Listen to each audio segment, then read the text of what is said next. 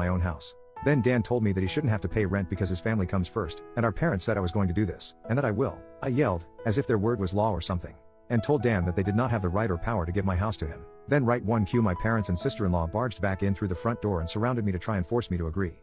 There was a lot of fighting, but to sum it up from this point on I heard the line, "Just do it for Dan," way more times than I can remember. In the fight I told them all they don't have a say in my life or my house and to get out before I called the cops. Sister-in-law screamed the loudest at me about how she was pregnant again, and I can't do this to her. I said I did nothing to her. She just assumed she could take from me like I would just allow it. I had no obligation to her or her family. Then I called her a stuck-up bitch who never had any respect for me, so I don't care what she thinks or how many kids she has. I have no sympathy for her. She won't be living in my house. Well, that made her angry enough to attack me.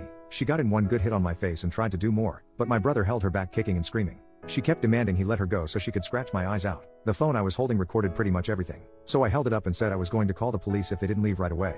My parents told Dan they were leaving. Then my mother said that I had a week to come to my senses. I told her